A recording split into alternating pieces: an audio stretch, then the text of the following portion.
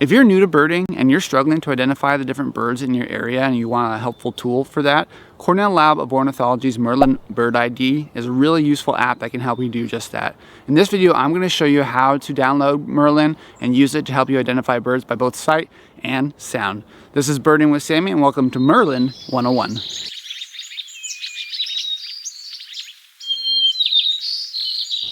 Alright, so to download Merlin, just go to your app store and type in Merlin Bird ID. Should be one of the first ones that pops up. It's by the Cornell Lab of Ornithology, which is the same group that runs eBird. I already have it downloaded, so I'll open it here. If you're first downloading it, you might download some packs, again, based on your area. But here you open it up. This is the home page, the identify page, and we'll go through all of this. One thing that Merlin does is it gives you a little bird of the day just to encourage you to go out and try to find it. Today mine is the red-breasted sapsucker. There's been one hanging around the yard, so we'll see if we find it. But I'm going to show you how to use this app to identify different birds that you may not be familiar with. So one thing you can do is you can actually identify it by a photo. So if you click this photo, and you can either take a photo with your phone, or you can choose a photo from your camera roll. So even if it's a photo you've taken a while ago, you can still put that in. As long as you put the location and date, it'll help you out. So I'll do that. I'll choose a photo. Here I have a peregrine falcon. This is actually a clip from my Instagram. So zoom in till your bird fits the box. I'll click next. And again, it's going to ask you when you took the photo and where it was. So the date, or excuse me, the location was in Bolsa Chica down in Orange County. So we'll see if we can find that. You can also put, Huntington Beach, more or less the same, November 3rd. It was actually November 1st, actually. So again, you put the location and the date, and then click identify. And again, it's going to look through, and it basically will give you the list of birds based on the area and the date. So again, peregrine falcon, you click, this is my bird. So then you can actually take this to eBird and report in eBird, or you can save it with Merlin, and Merlin will then save your identifications. All right, so if you want to do that by sound, you can, again, we'll go back to the sound. You can actually press this sound, and it's going to find your location and listen for the birds that are around you. So we'll be quiet for a bit so you can listen.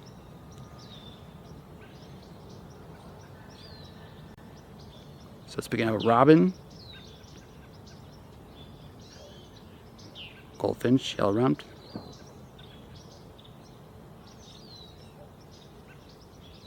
hummingbird, there you go. There's a mockingbird that called, I'm not sure if it's going to pick it up.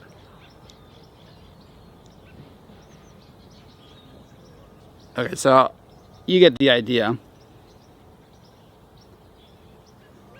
A couple of things to note with this, it's not always 100% accurate. Again, it's mostly based on your date and your location.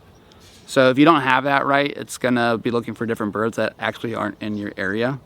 And also, it's honestly not as good as your own hearing is. So for example, I heard a mockingbird, I heard a scrub jay, and the microphone in your phone just isn't as good as your ears. So really, I would suggest using this as a tool rather than using this as a crutch, because it's not going to pick up everything you hear when you're an experienced birder like myself, but it's really good for when you're starting. Again, so you can go back and you can play it, and it's going to find your location and listen for the birds that are around you. So we'll be quiet for a bit so you can listen.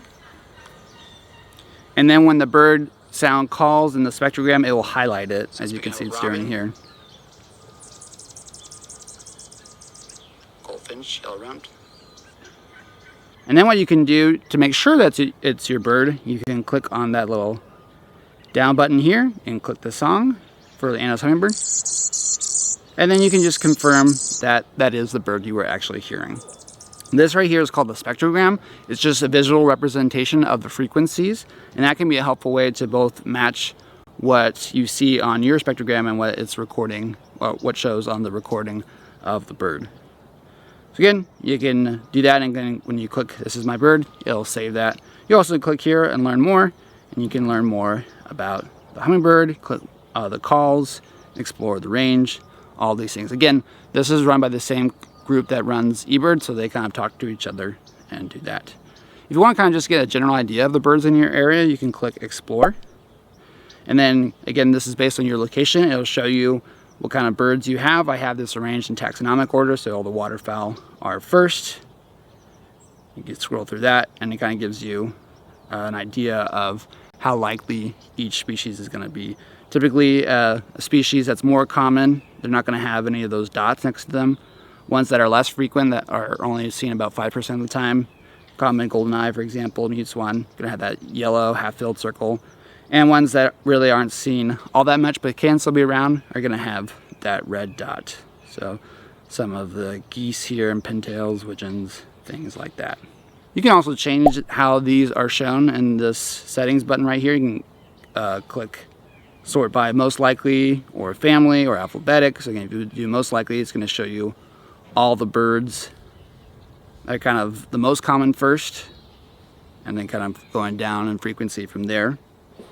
If you notice, I have a couple little tally marks next to these birds. That just shows you if you've seen the bird before. Again, I've seen most of these birds, so they all have marks. So you can actually click on this, hide birds on your life list, if you're looking just for birds that you've never seen before. So yes, in this case, it'd be only Harris's sparrow, the only bird that's ever been seen around the area that I haven't seen here before. You also have this thing called your offline birds. I'll show you that here. So if you go to your settings, click my offline birds. These are basically bird packs you can download that are offline. Sorry about the scrub days. So you don't need to be connected to anything. They'll still have these. So I have it for US Southwest and US West Coast. And again, they're just, if you're not connected to the internet, it'll still be able to identify those packs. So I use this if I know I'm going to be birding somewhere that doesn't have good service. So again, you can clean up a space if you want to delete one of those packs, or you can add a region if you want to add another one. Another cool thing about Merlin is it keeps track of your life list. Again, this is connected to eBird, so you can see this is my life list. I just had the olive-backed pipit earlier this month, and that keeps track of all the birds you've seen. Again, you can change how that's organized by family, by date, so I like to keep my newest one first. All right, and then finally, if you don't have a picture or you don't have any sort of recording, you can use step by step. And again, it's going to ask you where you saw the bird. I'll just say current location, say today. And it's going to ask you what the size of the bird was. So it gives you a couple options. So like a sparrow size or smaller, robin size, in between, crow size, goose size or larger, something like that. So one bird that's really common around the yard here is a black phoebe. It's kind of in between a sparrow and a robin maybe. And then it's going to ask you what are the main colors. You can select up to 3. Black phoebes are just kind of black on top, white on bottom, so I'll click that. Ask you what it was doing. They love to hang out on the fence. And so they'll create a list of birds based on all that information. And again, so it comes up with black phoebe. It's going to come up with other options too. So you want to, if it's not the first bird you see isn't quite it, you can scroll through and look at other options to see if that is it. But again, this is the black phoebe, so you can click on that. And again, like I mentioned, Merlin is a really helpful tool, but again, it's not always 100% accurate. So if you ever get a picture or a sound recording, put that into Merlin, but I also suggest sending that to someone else or a Facebook group. There's plenty of Bird ID Facebook groups out there that can help you really nail down that identification. I use Merlin more when I'm traveling internationally, when I'm not as familiar with the birds. And it's really helpful there, but again, I always double check to make sure that the bird I hear or see is actually, in fact, that bird, because again, it's not always 100% accurate.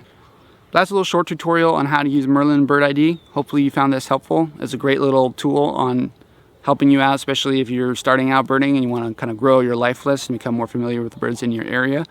So leave a comment or a like if you have any questions, and make sure to subscribe. I've got more videos coming up in my How to Use eBird series, so stick around for those, and hopefully I'll see you in the next video.